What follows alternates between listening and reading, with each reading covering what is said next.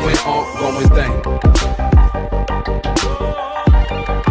अस्सलामुअलैकुम viewers, this is me Ahmed from informative talks. और आज की इन्फॉर्मेटिव टॉक्स की इस वीडियो में हम आपके लिए एक नहायत इन्फॉर्मेटिव वीडियो लेकर आए हैं। आज हम बात करने जा रहे हैं ईवी पॉलिसी के बारे में, जिसमें पाकिस्तान में इलेक्ट्रिक व्हीकल्स की तादाद को बढ़ाने के लिए इलेक्ट्रिक गाड़ियों में टैक्सेशन में बहुत ज़्यादा रिलीफ दिया गया है। अभी टैक्सेशन में रिलीफ दूसरी फॉरेन कंट्रीज़ में बढ़ती हुई इलेक्ट्रिक व्हीकल्स की तादाद को देख कर दिया गया है, मगर फॉरेन कंट्रीज़ में इलेक्ट्रिक व्हीकल्स की बढ़ती हुई तादाद के पीछे वाले राज को मद्देनज़र नहीं रखा गया।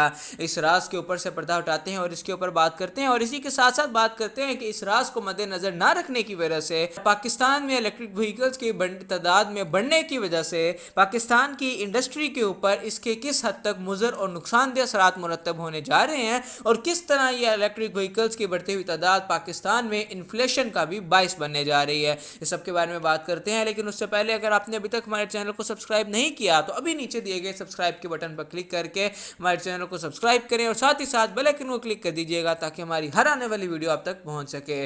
So without wasting any time, let's start the video.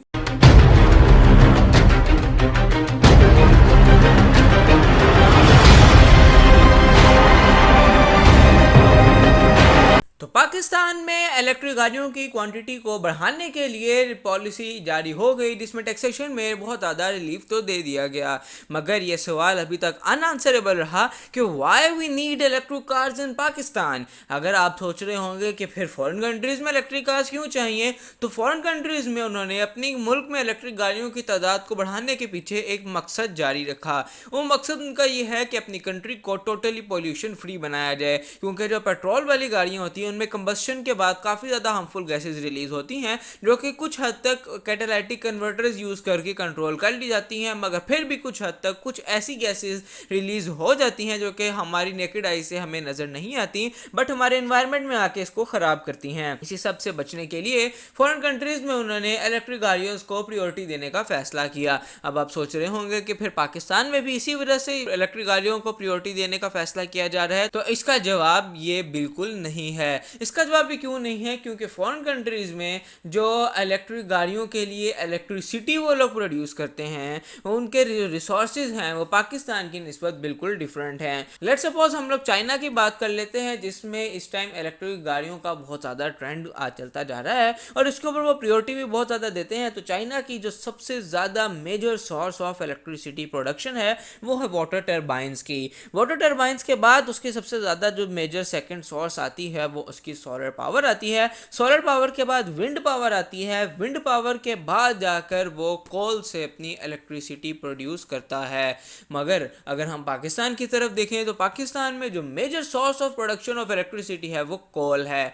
अब कोयले से जब बिजली पैदा होती है तो कोयले से बिजली पैदा होने में भी एक कंबस्शन का प्रोसेस होता है, जिसमें भी आपके कुछ हार्मफुल गैसेस रिलीज हो जाती हैं। अब फॉरेन कंट्रीज में अगर वो इलेक्ट्रिक व्हीकल्स लाते हैं तो वो जो उनके लिए इलेक्ट्रिसिटी प्रोड्यूस करेंगे वो बिल्कुल उन रिसोर्सेज से होगी जिनमें पोल्यूशन एमिट होने के चांसेस बहुत ज़्यादा कम होंगे या फिर ना होने के बराबर होंगे। मगर पाकिस्तान में अगर इलेक्ट्रिक गाड़ीज़ के लिए हमारी इलेक्ट्रिसिटी की प्रोडक्शन को मज़ीद बढ़ाया जाता है और कोयले से इलेक्ट्रिसिटी को प्रोड्यूस किया जाता है, तो हमें उसमें कुछ ऐसा एडवांटेज देखने को नहीं मिलेगा, बिकॉज पोल्यूशन आप अपनी पेट्रोल की गाड़ियों में होने वाली कंबस्शन से बचाएंगे, वही कंबस्शन में जब कोल में कंबस्शन होगी तो उसमें रिलीज हो जाएंगी। और इसी के साथ साथ जब पाकिस्तान में जो दूसरे रिसोर्सेज हैं इलेक्ट्रिसिटी के प्रोडक्शन के, इनमें देखा तो रिन्यूएबल सोर्सेज जिनको सोलर सोर्स और विंड सोर्स कहा जाता है, वो पाकिस्तान में इन दोनों से कंबाइंड सिर्फ और सिर्फ 5% इलेक्ट्रिसिटी को बनाया जाता है, जबकि न्यूक्लियर पावर से सिर्फ और सिर्फ 4% इलेक्ट्रिसिटी को बनाया जाता है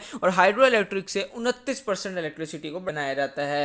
यानी कि पाकिस्तान में मेजर सोर्स कोल के बाद बाकी चीज़ों को बहुत ही ज़्यादा कम फोकस किया जाता है, जबकि दीगर ममालिक लाइक चाइना की हमने एग्जाम्पल ली तो वहाँ पे दूसरे sources like nuclear and water energy, solar energy, इन चीज़ों से जब इलेक्ट्रिसिटी को बनाने के ऊपर कंसिडरेशन प्रियोरिटी दी जाती है। अब ये एक वजह है जिसकी वजह से बाहर के मुल्क में तो इलेक्ट्रिक गाड़ी सक्सेसफुल होंगी, मगर पाकिस्तान में इलेक्ट्रिक गाड़ियों का मकसद बहुत ही ज़्यादा बेमकसद नज़र आता है। इस बेमकसद नज़रिए के वजह से जाहिर सी बात है हमारी इंडस्ट्री के ऊपर नुकसानात भी इसके सामने आएंगे। उन नुकसानात में एक नुकसान ये भी होगा कि जब एक चीज़ का हमें कोई फ़ायदा ही नहीं देने वाली है तो उसके ऊपर जब इतना ज़्यादा खर्चा लगेगा, जिसमें आपने पूरे all over the country electric vehicles के लिए चार्जिंग स्टेशन लगाने हैं, इलेक्ट्रिक व्हीकल्स के लिए इलेक्ट्रिसिटी प्रोड्यूस करनी है, इनके लिए पूरा एक सिस्टम तैयार करना है, उसका कोई बेनिफिट नहीं होगा, बल्कि उसके बेनिफिट की बजाय फिर आखिर में आ जाके हमारे आम आदमी यानी कि कंट्री मैन के लिए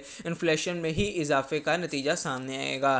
तो इस वजह से इस तरह हमारे मुल्क में ऑटो पॉलिसी को दीगर कंट्रीज़ में इलेक्ट्रिक व्हीकल्स की बढ़ती हुई तादाद के पीछे वाले मकसद को देखे बगैर बनाया गया है, क्योंकि पाकिस्तानी ऑटोमोबाइल पॉलिसी बिल्कुल ही बेमकसद नज़र आती है। इससे कोई भी हमारे पोल्यूशन में या हमारे इन्वायरमेंट में कोई ख़ास फ़र्क नहीं आने जा रहा है। तो ये थी हमारी आज की वीडियो। अगर आप हमारे बात से इत्तेफाक राय रखते हैं तो नीचे दिए गए कमेंट सेक्शन में कमेंट करके हमें अपनी राय से भी ज़रूर मुस्तफ़ीद कीजिएगा, और साथ ही साथ वीडियो को लाइक और शेयर करना भी मत भूलिएगा। So thanks for watching our video. अपना ख्याल रखिएगा। अल्लाह हाफिज़।